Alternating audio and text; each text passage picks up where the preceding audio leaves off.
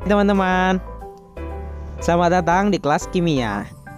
Pada kesempatan kali ini, kita akan membahas tentang bab sistem koloid. Materi ini disusun oleh kelompok PDIP, yaitu Pemuda dengan Inovasi dan Potensi dari kelas 11 MIPA 1. Sebelum itu, mari kita perkenalkan siapa saja anggota dari kelompok PDIP.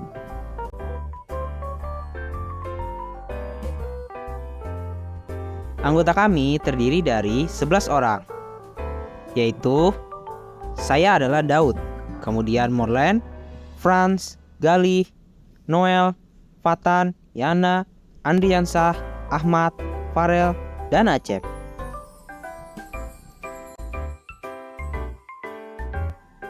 Sebelum kita ke pembahasan, apa saja sih yang akan kita bahas pada kesempatan kali ini? Yang pertama yang akan kita bahas, apa sih koloid itu? Kemudian, apa saja sifat-sifat koloid? Dan yang terakhir, kita akan mempelajari bagaimanakah cara membuat koloid. Yuk, langsung saja kita ke pembahasan.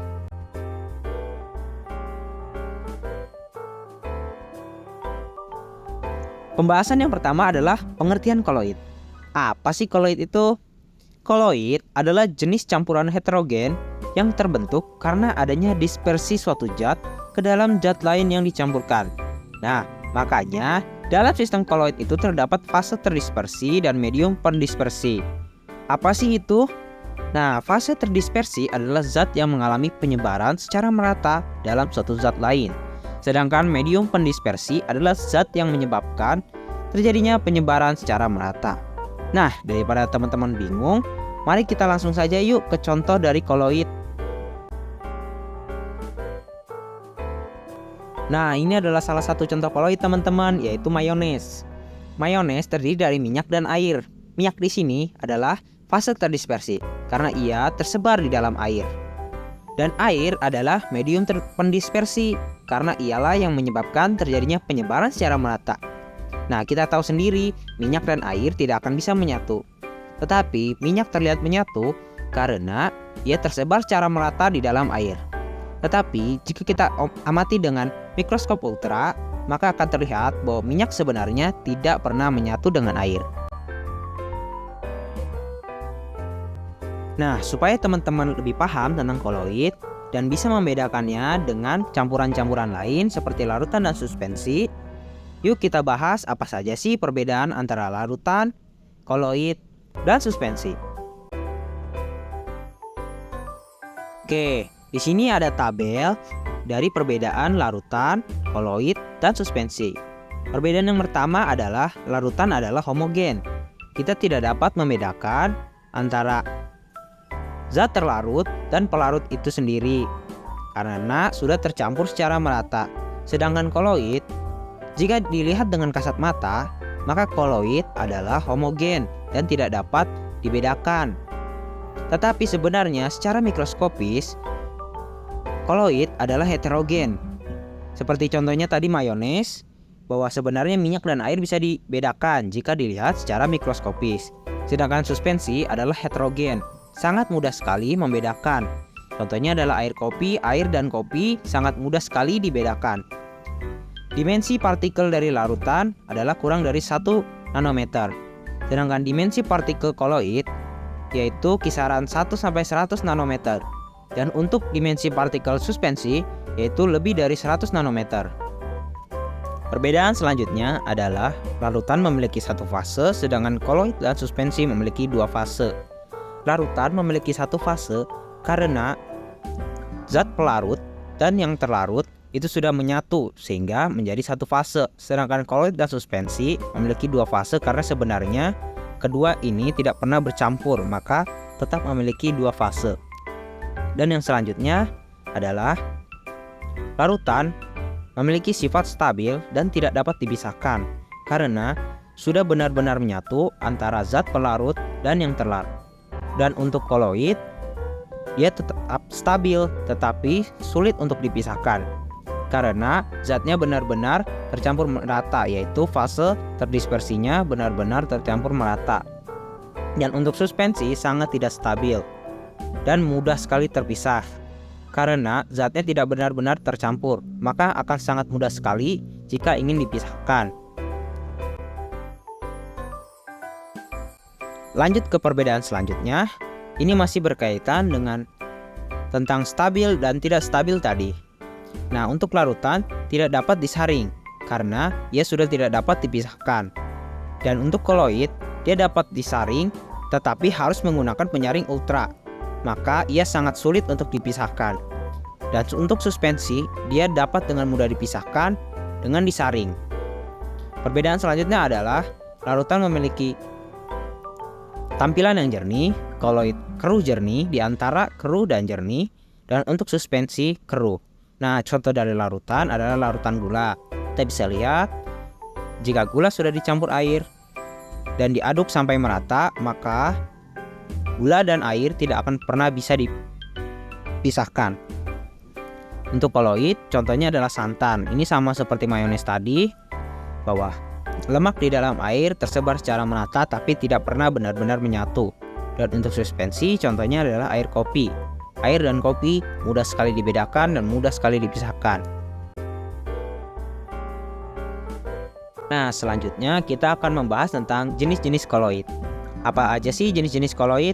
Koloid dibagi menjadi 8 jenis, utama berdasarkan fase terdispersi dan medium pendispersinya, yang mencakup berbagai kombinasi antara padat, cair, dan gas. Yuk langsung kita lihat apa saja jenis-jenisnya. Oke, inilah teman-teman jenis-jenis koloid. Yang di sebelah kiri ini mewakili medium pendispersi, dan di sebelah atas ini mewakili fase terdispersinya. Nah, jika medium pendispersinya adalah padat dan fase terdispersi adalah padat, maka jenis ini termasuk sol padat. Contoh dari sol padat adalah kaca berwarna, kuningan, perunggu, intan hitam, batu rubi, dan batu safir.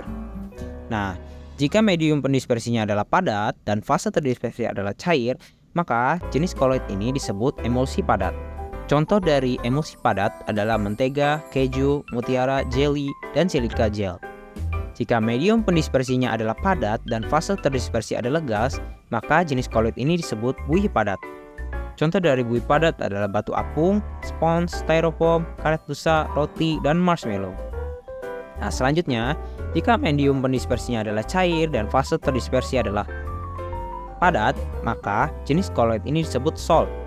Contoh dari sol adalah tinta, cat, tanah liat, lem kanji, gelatin. Selanjutnya adalah jika medium pendispersinya adalah cair dan fase terdispersinya adalah cair juga, maka jenis koloid ini disebut emulsi. Contoh dari emulsi adalah susu, santan, mayones, dan krim wajah. Nah, ini tadi ya, mayones. Medium pendispersinya adalah air dan fase terdispersinya adalah minyak.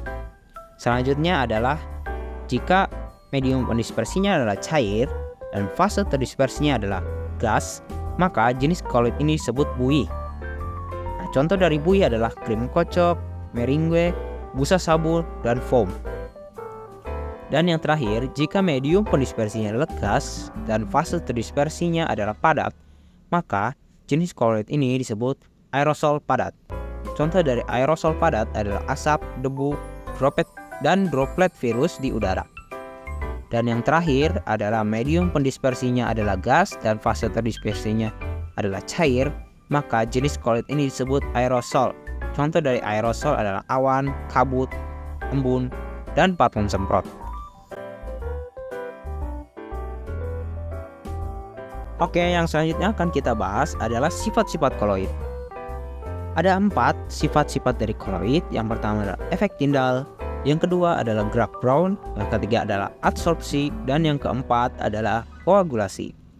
Nah, mari kita bahas masing-masing dari sifat-sifat koloid. Sifat koloid yang pertama adalah efek Tyndall. Efek Tyndall merupakan efek penghamburan cahaya oleh partikel koloid. Nah, teman-teman bisa lihat di gambar. Jika kita menyenter larutan, maka cahaya akan diteruskan. Karena larutan sudah tercampur dan larutan memiliki sifat yang sama dengan air, yaitu meneruskan cahaya.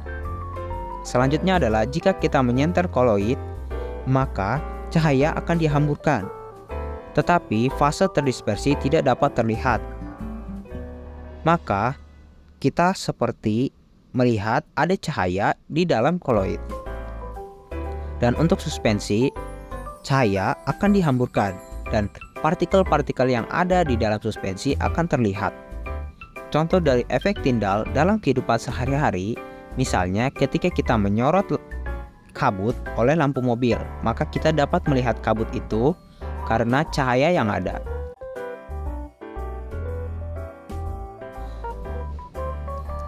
Sifat yang kedua dari koloid adalah gerak Brown. Gerak Brown adalah gerak acak zigzag partikel koloid yang disebabkan oleh tumbukan tak seimbang antara partikel terdispersi dengan pendispersi. Teman-teman bisa lihat di gambar, yaitu partikel yang ada di dalam koloid bergerak secara zigzag. Gerak Brown ini gunanya untuk menstabilkan koloid karena mengimbangi gaya gravitasi yang dapat menyebabkan pengendapan. Sifat yang selanjutnya dan yang ketiga adalah absorpsi. Absorpsi adalah sifat partikel koloid yang dapat menyerap ion atau molekul netral pada permukaannya. Jika ia adalah koloid positif, maka ia akan mengabsorpsi kation. Jika ia adalah koloid negatif, maka ia akan mengabsorpsi anion. Teman-teman bisa lihat di gambar.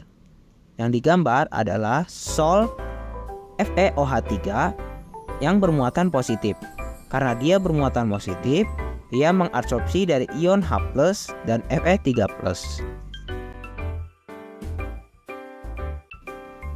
Sifat yang terakhir dari koloid adalah koagulasi.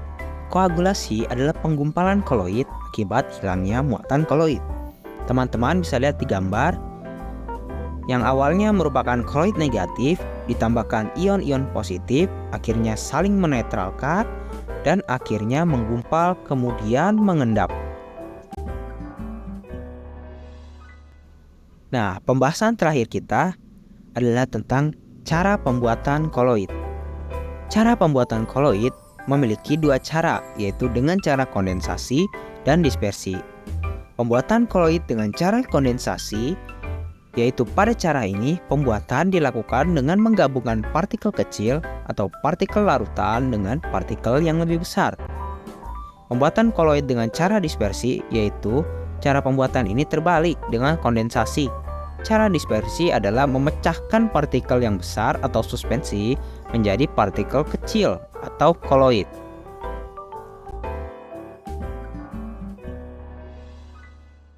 Nah, teman-teman, untuk pembuatan dengan cara kondensasi memiliki tiga cara penggabungan. Yang pertama adalah reaksi redoks. Reaksi redoks merupakan reaksi yang ditandai dengan adanya perubahan bilangan oksidasi. Contohnya, pada pembuatan sol belerang dengan mengalirkan gas H2S ke dalam larutan SO2. Selanjutnya adalah dekomposisi. Dekomposisi merupakan reaksi penguraian suatu zat menjadi zat yang lebih sederhana. Contohnya pada pembuatan sol AS2S3 dengan mengalirkan gas asam sulfida ke dalam larutan arsenit. Dan yang terakhir adalah hidrolisis. Hidrolisis merupakan reaksi suatu senyawa dengan molekul air untuk menghasilkan sol logam. Contohnya pada pembuatan sol FeOH3 dengan mencampurkan larutan jenuh FeCl3 ke dalam air mendidih dan diaduk hingga larutan berwarna merah kecoklatan. Selanjutnya adalah pembuatan koloid dengan cara dispersi. Cara ini juga memiliki tiga cara. Yang pertama adalah peptisasi. Pada cara ini, partikel besar dipecah dengan bantuan zat pemeptisasi atau pemecah. Contohnya adalah endapan AlOH3 dipeptisasi oleh AlCl3, endapan NiS oleh H2S, dan agar-agar dipeptisasi oleh air. Yang kedua adalah cara mekanik. Pada cara ini, butiran-butiran kasar digerus atau digiling dengan penggiling koloid hingga tingkat kehalusan tertentu, lalu diaduk dalam medium pendispersi. Contohnya adalah sol belerang yang dapat dibuat dengan menggerus serbuk belerang bersama-sama dengan gula pasir. Kemudian serbuk yang sudah halus dicampur dengan air. Dan cara yang terakhir adalah busur Bredig. Cara ini digunakan untuk membuat sol-sol logam seperti Ag, Au, dan Pt. Nah, bagaimana sih cara kerja dari busur beredik ini? Yuk kita bahas. Nah, cara kerja dari busur beredik ini adalah begini teman-teman. Arus listrik bertegangan tinggi dialirkan melalui dua buah elektroda logam. Yang ini merupakan bahan terdispersi. Kemudian kedua elektroda itu dicelupkan ke dalam air, hingga kedua ujung elektroda hampir bersentuhan. Hal ini supaya terjadi loncatan bunga api.